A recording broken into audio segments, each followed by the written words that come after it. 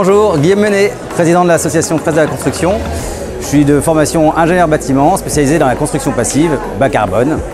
L'importance de la sensibilisation, pour moi, elle est hyper importante parce que c'est la base. On a la chance dans nos métiers de la construction d'avoir un enjeu très fort, aussi bien dans le neuf, parce que dans le neuf, ça va nous permettre de consommer très peu, mais on va avoir un impact lié à la construction, et que dans la réhabilitation, c'est-à-dire qu'on va devoir penser rénovation globale. C'est un atelier où les auteurs l'ont créé, donc on est plusieurs à l'avoir créé, et que ce soit gratuit, que ça puisse diffuser. C'est un outil qui puisse diffuser dans l'enseignement, qui puisse être acquis par un maximum de personnes. Je souhaiterais que tous ceux qui font du pro s'engagent aussi de manière citoyenne à côté au maximum. Aujourd'hui, il faut qu'on trouve un équilibre. L'équilibre pro permet de donner des sous à l'association pour payer les gens et puis aller plus loin et puis développer l'association. Participer comme aujourd'hui à un forum, c'est quand même extraordinaire de se trouver ici au Forum international de la construction. Alors moi je me suis investie dans la presse de la construction parce que mon écosystème était ni sensibilisé ni formé aux enjeux environnementaux. Et dans le cadre de mes fonctions, j'étais responsable achat dans un grand groupe de construction. Quand j'essayais d'initier des initiatives qui allaient dans le bon sens de mon point de vue et qui correspondaient à des demandes de terrain, j'avais une difficulté de faire que tout le monde, tous les rouages se mettent en place parce que tout le monde n'avait pas le même niveau de connaissance sur ces sujets-là. Et donc j'ai commencé à chercher des outils pour pouvoir amener de la compétence dans mon écosystème, et c'est comme ça que j'ai trouvé la presse de la construction. Et donc cet outil, il a eu l'intérêt de très rapidement faire comprendre à des interlocuteurs qui n'étaient ni sensibilisés et dont ce n'était pas le métier, d'avoir un vernis technique et d'avoir une compréhension globale de tous les enjeux pour qu'après dans leur métier, qu'ils soient ingénieurs, architectes. Alors de mon point de vue, c'est important pour moi de continuer à sensibiliser sur ces sujets-là, déjà parce qu'on est en constante évolution. Il y a des apprentissages qui se font.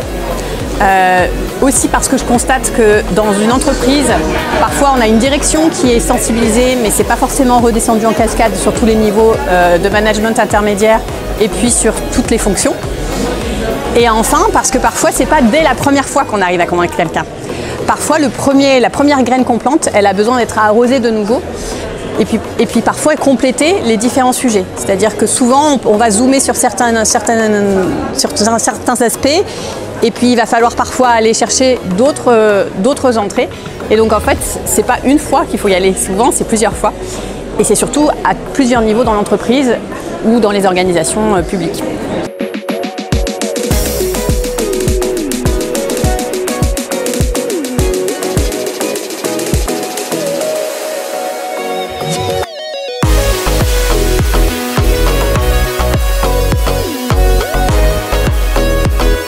Pour moi, le gros intérêt d'un atelier comme la fresque de la construction, c'est vraiment de sensibiliser un maximum, parce que c'est en mettant tout le monde sur un pied d'égalité qu'on peut faire changer les choses.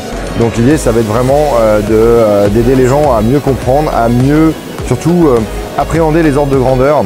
Beaucoup de gens ont conscience qu'il y a un problème, mais ils n'ont pas conscience de la rapidité des changements qu'on va devoir mettre en œuvre pour pouvoir tenir les engagements de l'accord de Paris. Et le secteur de la construction et de l'immobilier est un des gros secteurs émetteurs, donc il est vraiment urgent d'aider un maximum de personnes à comprendre. Le profil des animateurs qu'on trouve au sein de la fresque de la construction dans l'association, ils sont très différents. Il y a des animateurs qui se sont formés pour diffuser bénévolement l'atelier. Il y a des animateurs qui se sont formés pour l'utiliser dans l'enseignement par exemple. Il y a beaucoup de professeurs qui se forment, soit sur les CAP BP, soit dans les écoles d'ingénieurs ou d'architecture. Il y a aussi des animateurs qui se forment pour l'utiliser professionnellement, utiliser un outil comme clé d'entrée sur les sujets environnementaux dans une entreprise. Et puis il y a aussi plein d'animateurs qui se forment à l'intérieur des organisations, en intra-entreprise, pour diffuser à leurs collègues et diffuser le plus rapidement possible aussi dans les entreprises. Pourquoi j'ai souhaité devenir animatrice de la presse de la construction?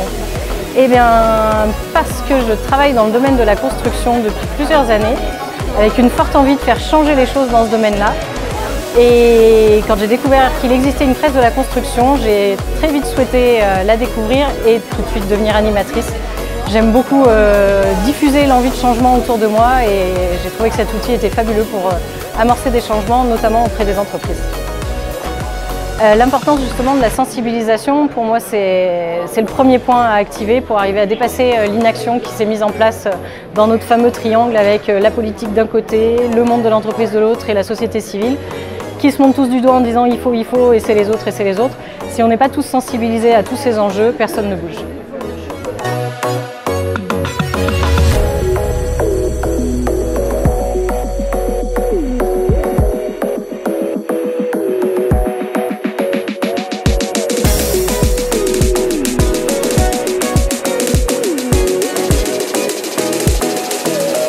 I invest my time in the Construction Collage NGO because I think it's really important to spread awareness about the effects of the construction sector on the living world.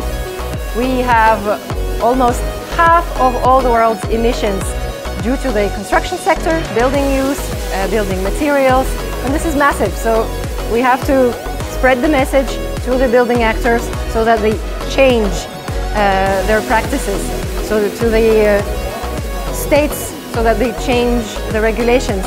And I find this project really engaging due to that, because every time I do a new adaptation, every time I do a workshop, I feel that the message is getting somewhere. So that's why I'm participating in an NGO life. For me, it was important to adapt the Fresque de la Construction to the international version, Construction Collage, because this way the workshop is accessible to the whole world, to the whole English-speaking world, and therefore more adaptations can occur so that we can spread awareness in the world and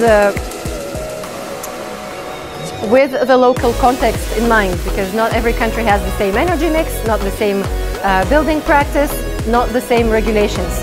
So by having translated it, I feel I have contributed to people getting to know about it abroad and hence adapting it. Ce que j'aime particulièrement bien dans la Fresque de la Construction, c'est que ça permet de créer une sorte de tableau de tous les enjeux qui sont liés au secteur du bâtiment et de comprendre les imbrications entre les différentes parties, notamment la phase d'utilisation ou la phase construction. On a tendance à toujours se focaliser seulement sur un sujet, souvent l'énergie. Là, on commence à parler du carbone, mais il ne faut pas oublier la biodiversité, il ne faut pas oublier la notion de ressources. Et ça, la Fresque de la Construction, ça permet évidemment de traiter de tous ces sujets et d'avoir une vision globale. J'ai voulu devenir animatrice, c'est parce que dans mon métier, j'ai une forte appétence à essayer d'expliquer les enjeux, car en fait, on ne peut pas amener les gens à changer leurs pratiques s'ils ne connaissent pas le problème de manière globale. Donc il faut vulgariser la notion. J'ai trouvé que le support était hyper pédagogue et du coup c'était très facile, je pense, de l'exploiter pour répandre la connaissance auprès des maîtrises d'ouvrage, mais aussi auprès de mes collègues pour qu'eux aussi l'intègrent dans la pratique de leur métier.